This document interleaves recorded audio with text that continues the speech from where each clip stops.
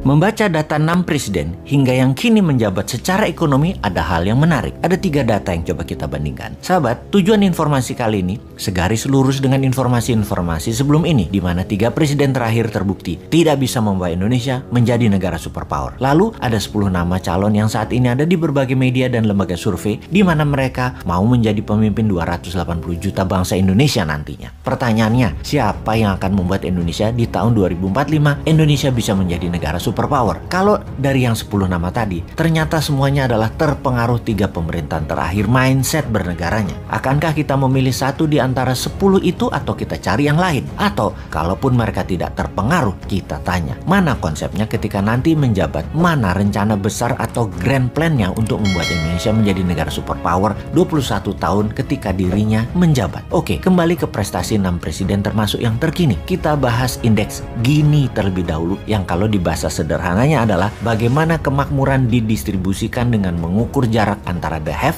orang kaya, dengan the poorest atau orang miskin. Gini rasio, kalau 0 artinya sempurna kekayaan terdistribusi, kalau 1 artinya sempurna ketidakmerataannya. Jadi semakin mendekati ke 0 semakin sempurna cara kelola negaranya. Semakin ke arah 1 adalah semakin kaya oligarkinya. 0,41 adalah indeks Gininya SBY, 0,39 adalah Pak Jokowi, 0,33 di zaman Ibu Mega, 0,31 di zaman Soeharto, Habibie, dan Gus Dur. Kemudian ada yang namanya fiscal space yang kita sederhanakan pemahamannya. Kalau di perusahaan itu ada istilah free cash flow. Semakin banyak free cash, semakin banyak space-nya, semakin longgar, bisa banyak geraknya. Biasanya diartikan dengan kemampuan mengumpulkan pendapatan negara termasuk unsur pajak di sana. Jadi kalau tumbuh, maka fiskal negara yang berbasis pajak semakin banyak uangnya. Zaman Pak Harto bertumbuh 62%, Habibie 36%, Gus Dur 45%, Megawati 34%, SBY 285%, dan Pak Jokowi 6%. Dan tidak ketinggalan pendapatan per kapita, di mana rata-rata pendapatan setiap individu untuk hidup 1 tahun itu adalah pendapatan per kapita atau dikenal dengan istilah GDP per kapita. Pak Harto selama 31 tahun tumbuh 767%.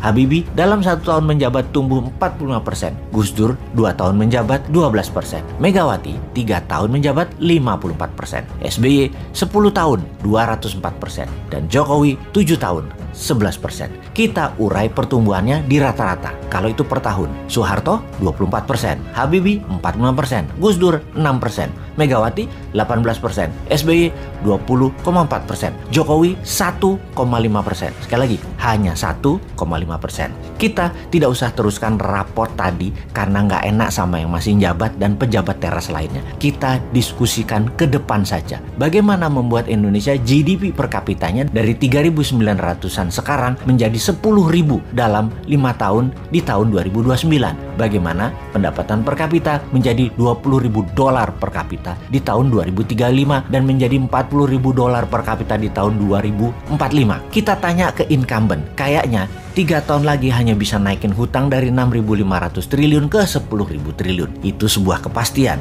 Kalau kita tanya ke 10 calon yang nanti di tahun 2024, kayaknya belum ada yang mikirin karena otaknya saat ini adalah hanya bagaimana menjadi terkenal dan disukai publik. Ketika menjabat, kumaha engke wae lah, rakyat teu ngarti. Pastinya ketika menjabat nanti, ya dalam 5 tahun, otopilot aja pemerintahannya dan kelolaan bernegaranya. Keputusannya tetap populis. Populis di mata rakyat dan populis di mata Tiongkok. Kalau New Mind jelas, printing money, bunga deposito 0%, kelolaan selat dan perairan internasional di wilayah Indonesia 100% untuk keuntungan Indonesia, seluruh sumber daya alam mineral sampai hasil akhir 100% diproduksi lokal, sehingga kita pun memiliki bursa barang jadi, spot dan future price-nya yang menentukan Indonesia untuk mineral tersebut. Pastinya 10 juta putra-putri terbaik berguru ke seluruh dunia dan semuanya telah selesai wajib militer. Mereka lah yang akan membangun dan mengelola domestic direct investment dengan printing money di KEK, kawasan ekonomi khusus. Mau ditiru konsepnya, wahai para calon, atau punya konsep lain? Ditunggu loh.